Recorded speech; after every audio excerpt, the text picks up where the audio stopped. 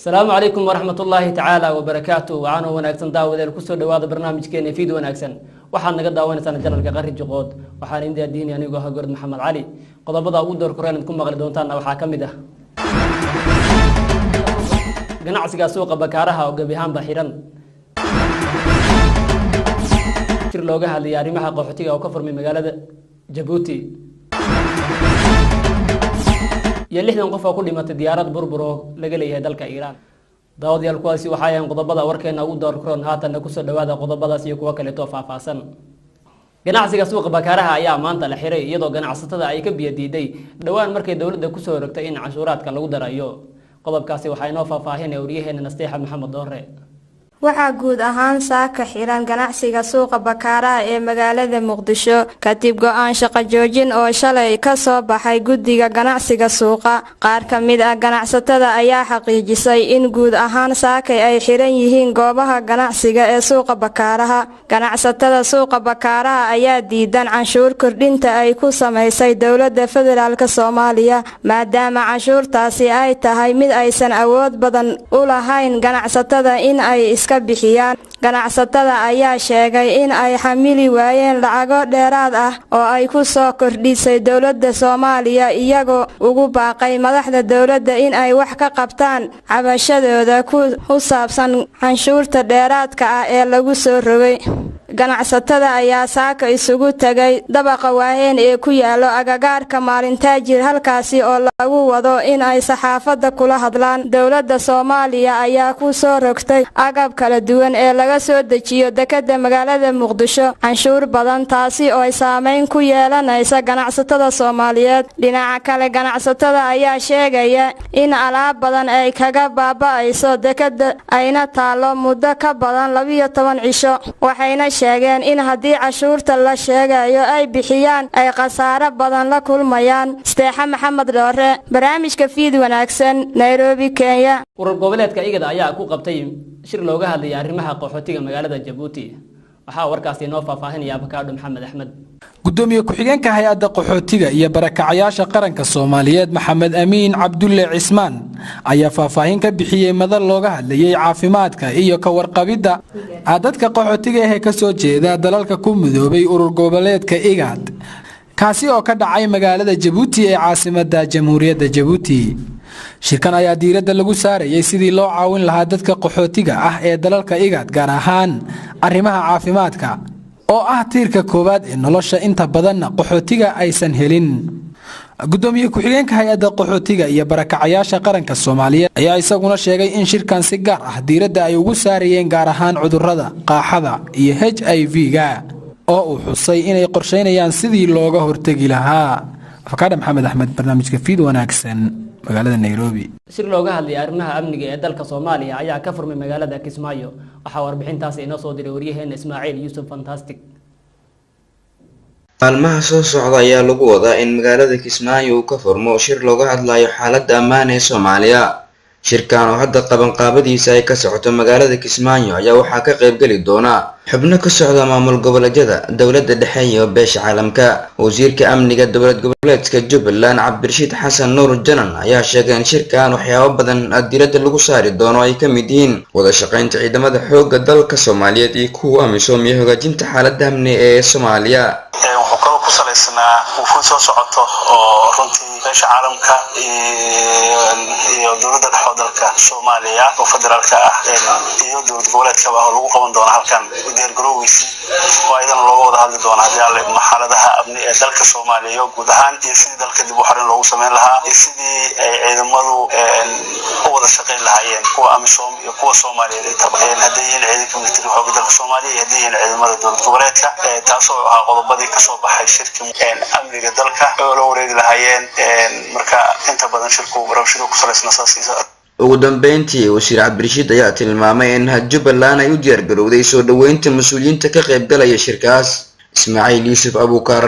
Ismaaciil Fantastic barnaamijka fiid wanaagsan magaalada Muqdisho mucaaradka naas ee dalkan Kenya ayaa shir yeelanaya bishan gudaheeda kaasoo waxyaabo dhowr ah lagu soo jeedin doono waa ka Faysal Bishaar aligo inoo faahfaahinaya warbixintaasi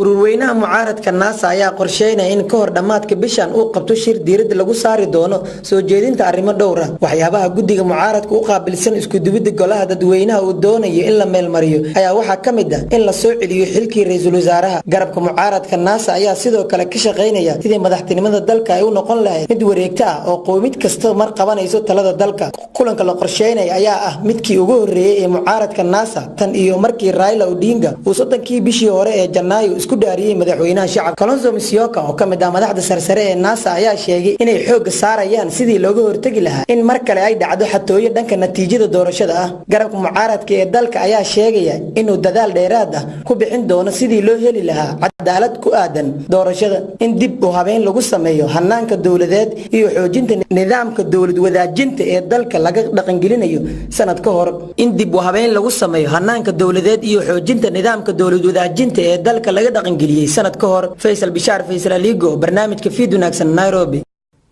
baarlamaanka maamulka Hirshabeelle ayaa guddi u magacaabay dadkii uu saameeyay guritaanka webiga Shabeelle. waxaa warbixintaasi inoo soo diray wariyaheena Raxiima Maxamed Yuusuf. xili ay biilaan xoogan ka jirta deegaanada gobolada maamulka Hirshabeelle taasi oo ka dhalatay kadib markii uu guray webiga Shabeelle ayaa waxa uu baarlamaanka maamulka Hirshabeelle u guddo u saaray gurmashada dadkii saameynta ku yeeshay webiga guray. mar aan booqday webiga ayaa ahaa mid guray. gudoomiyaha baarlamaanka maamulka Hirshabeelle Cismaan Barre Maxamed oo warbaahinta la hadlay ayaa waxa uu sheegay in kan baarlamaan ahaan waajibaadkooda uu ka mid yahay matalida dadka shacabka ah iyada oo taa ka turjumaya uu baarlamaanka sameeyay guddi ka kooban 17 xubnood oo kala shaqeeya mas'uuliyiinta maamulka Hirshabeelle gurmashada dadka ku nool jinka webiga Shabeelle. hadalkan gudoomiyaha maamulka Hirshabeelle ayaa yimid iyadoo inta badan uu guray webiga Shabeelle deegaanada uu dalka ka mari jiray oo wax biyo ah uusan lahayn, taasi oo saameysay nolosha dadka iyo duunyada intaba. Raxiima Yuusuf Maxamed, rasmi ruuxi, barnaamijka Fiid Wanaagsan, degmada Weylaweyn, gobolka Shabeellaha Hoose. wasaaradda gaadiidka ee Soomaaliya ayaa sharci cusub ku soo rogtay. wasiirka gaadiidka cirka iyo dhulka ee xukuumadda Soomaaliya Maxamed Cabdullaahi Salaad Omar ayaa soo saaray sharci cusub oo ku saabsan sumadda gaadiidka noocyadiisa kala duwan. wasiirka ayaa sheegay in sharcigan uu ka mid yahay mid cusub iyo mid laga soo qaatay xeerkii hore oo la iswaafajin doono. sidoo kale wasiirka ayaa sheegay inay sameeyeen taariikooyin cusub oo ganacsi ah kaasoo loogu talagalay gaadiidka dibadda laga keeno ee aan la geynin garaashka ka hor inta aan la iibsan, isla markaana markii la iibsado la siiyo taariikooyin cusub oo rasmi ah. wuxuu wasiirka intaasi ku sii diray in xeerkan cusub inuu ku jiro qodobo cusub oo cadeynaya qofka iska iibinaya gaadiidka uu taariikada dib u soo celiyo si looga hortago in gaariga loo adeegsado falal dambi. inta badan gaadiidka la iska iibiyo ayaana marin hab sharci ah iyadoo ay dhacdo in hal gaari ay dhowr qof isku marto isla markaana wata halkii taariikii hore. madaxweynaha dalka Mareykanka Donald Trump ayaa FBI-da Mareykanka ku dhaliilay toogashadii dhawaan wiilkii ka geystay dilalka iskuulka ku yaalay Florida. qodobkaasi waxay noo faahfaahinayaan waryaheena Sacdi oo Xirsi Bacood. madaxweynaha Mareykanka Donald Trump ayaa weerar dhanka afka ah ku qaaday laanta dambi baarista ee FBI-da oo sida uu sheegay ku guuldareysatay in ay ka hortagto toogasho Arbacadii la soo dhaafay lagu qaaday iskuul ku yaala gobolka Florida. Trump ayaa sheegay in FBI-da ay waqti badan ku lumisay xaqiijinta in kooxdiisa ka shaqeynaysay ololaha doorashada ay xiriirka la lahaayeen dalka Ruushka. qoraal uu soo dhigay bartiisa Twitter-ka ayuu Trump ku sheegay in loo baahan yahay in FBI-du ay u soo laabato shaqadeeda rasmiga ah ee loo igmaday. waxa uu intaasi ku daray in wax aad looga xumaado ay tahay in isla markaana aan la qaadan karin in waxyaabo badan oo muujinaya suurtagalnimada weerarkaasi aan waxba laga qaban. laanta dambi baarista ee FBI-da ayaa qiratay in ay ku guuldareysatay in ay degdeg uga jawaabto xog ku saabsaneed in Nicholas Cruz uu qorsheynayay weerarkaasi. Nicholas Cruz ayaa qirtay mas'uuliyadda toogashadii ka dhacday iskuul ku yaala Florida oo ay ku dhinteen 17 qof. kal hore kumanaan qof ayaa Florida isugu soo baxay waxa ayna dalbanayeen in la xakameeyo hubka gacanta ugu jira dadka rayidka ah. dad aad u badan ayaa madaxweyne Trump ku dhaliilay in uu diidan yahay in la xoojiyo sharciyada lagu xakameynayo isticmaalka hubka, balse Trump ayaa sheegay in ninka toogashadaasi ka dambeeyay uu qabay xanuunka dhanka dhimirka ah. Sacdiye Xirsi Bacood, barnaamijka Fiid Wanaagsan, Nairobi. waa tahay daawadayaal guud ahaan barnaamijkeena qodobkaas ayaa ugu dambeeyay tan intaan dib u kulmi doono barnaamijkan mid lamid ah waxaan ku dhaafayaa sidaas iyo fi amaanillah.